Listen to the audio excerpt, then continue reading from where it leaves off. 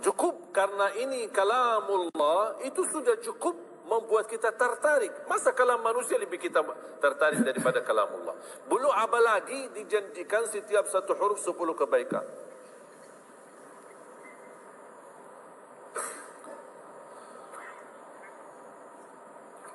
Kira-kira siap? Minimal mulai harimu baca Quran, tutupi harimu baca Quran. Habis bangun, sebelum beraktivitas baca. Baca apa? Bebas. Boleh enggak saya baca sambil khatam tapi saya tidak faham isinya? Boleh. Tetap dapat pahala setiap satu huruf 10 kebaikan.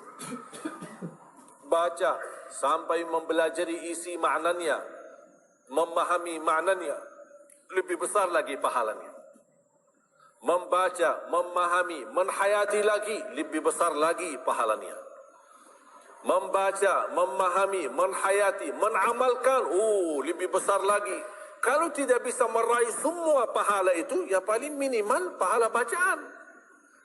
Kalau saya tidak dapat meraih pahala menhayati, pahala memahami, pahala menamalkan, apalagi saya orang awam tidak begitu mengerti apa yang semestinya saya amalkan, la yukallifullahu nafsan illa wus'aha.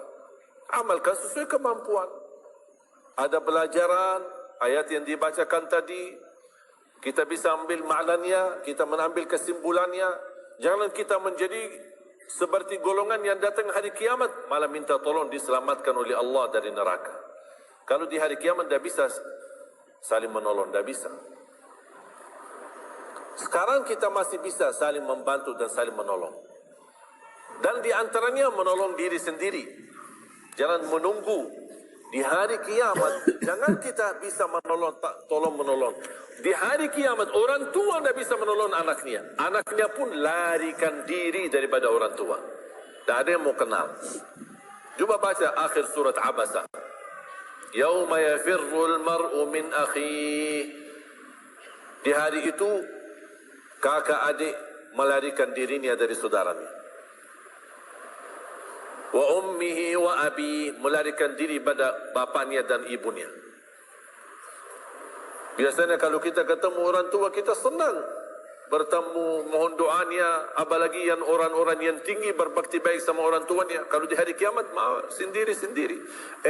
Jangan kita yang melarikan diri sendiri. Para nabi dan rasul semuanya doanya salim salim, ya Allah selamatkan, ya Allah selamatkan. Ini nabi, kira-kira kita gimana? Yauma yafirrul mar'u min akhihi wa ummihi wa abihi wa sahibatihi wa bani. Sampai dari istrinya pun dia melarikan diri. Mohon maaf sendiri-sendiri, saya tidak bisa tolong kamu. Jangankan kita sama istri kita atau sama anak-anak kita.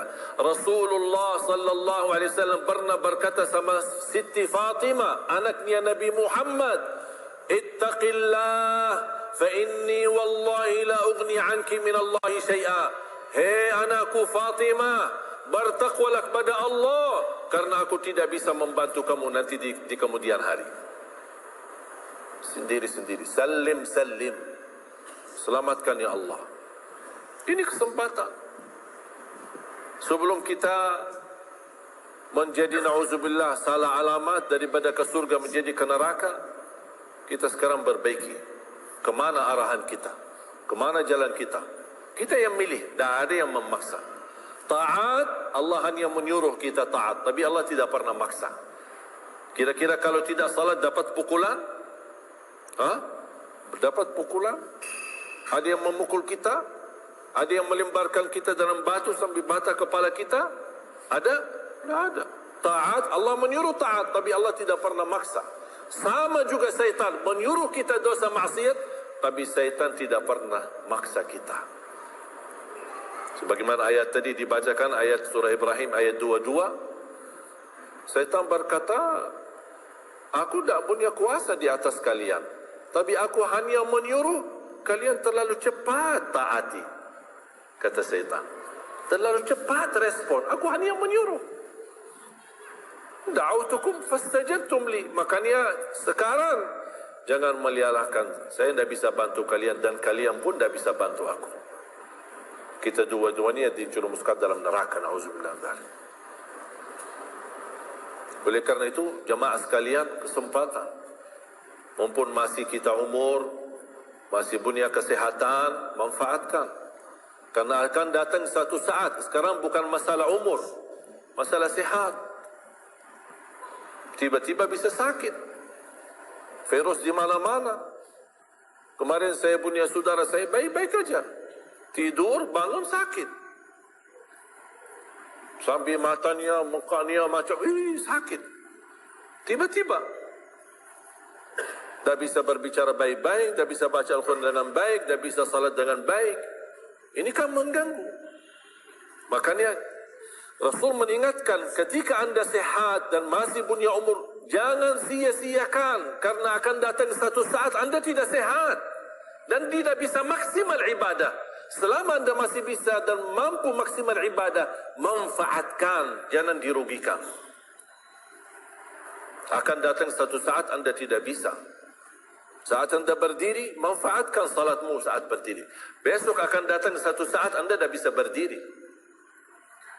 Bahkan ada orang yang ingin sekali sujud, tapi dia bisa karena sakit lutut. Dia tidak bisa lipatkan kakinya, tidak bisa sujud. Betapa banyak orang yang merugi. Ketika dia sehat, dia tidak memanfaatkan dan menikmati ibadahnya. Yang kedua, doa azan. Setiap hari kita mendengar azan 5 kali. Sayang sekali banyak yang sibuk dengan handphonenya.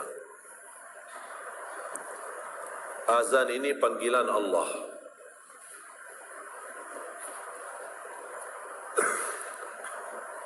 Barang siapa, kata Rasulullah SAW, mengikuti perkataan muazzin. Artinya muazzin mengucapkan Allahu Akbar, Allahu Akbar. Kita ucap Allahu Akbar, Allahu Akbar. Asyhadu an la ilaha illallah, asyhadu an la ilaha illallah. Asyhadu anna Muhammadar Rasulullah, asyhadu anna Muhammadar Rasulullah. Habis wa asyhadu anna Muhammadar Rasulullah, kita berkata wa ana asyhadu an la ilaha illallah wahdahu la syarikalah wa anna Muhammadan abduhu wa rasuluh. Raditu billahi rabba wa bi Muhammadin nabiyya wa bil Islami dina. Sebagaimana diriwayatkan Imam Muslim.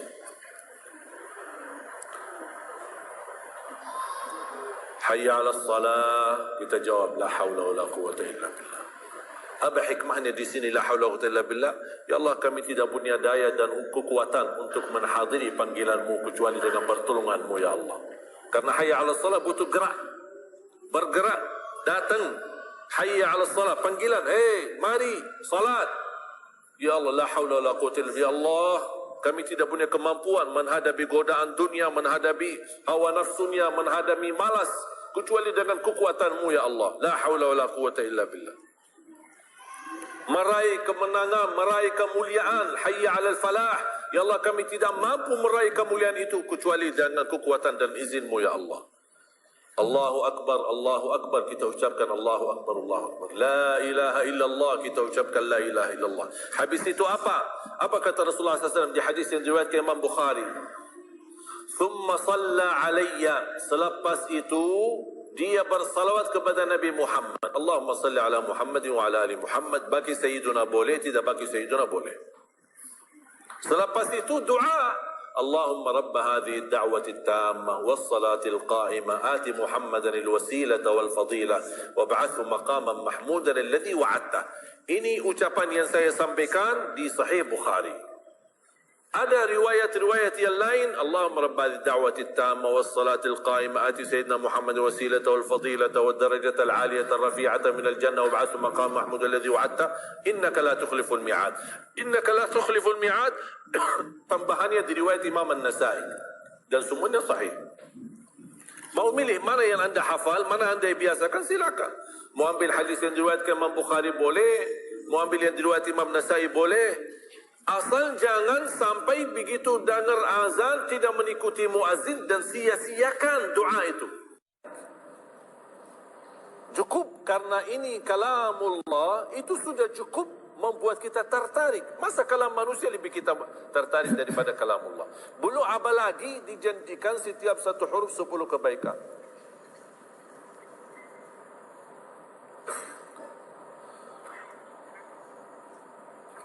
Kira-kira siap? Minimal mulai harimu baca Quran, tutupi harimu baca Quran. Habis bangun, sebelum beraktivitas baca. Baca apa? Bebas. Boleh enggak saya baca sambil khatam tapi saya tidak faham isinya? Boleh. Tetap dapat pahala setiap satu huruf 10 kebaikan. Baca sampai mempelajari isi maknanya, memahami maknanya, lebih besar lagi pahalanya.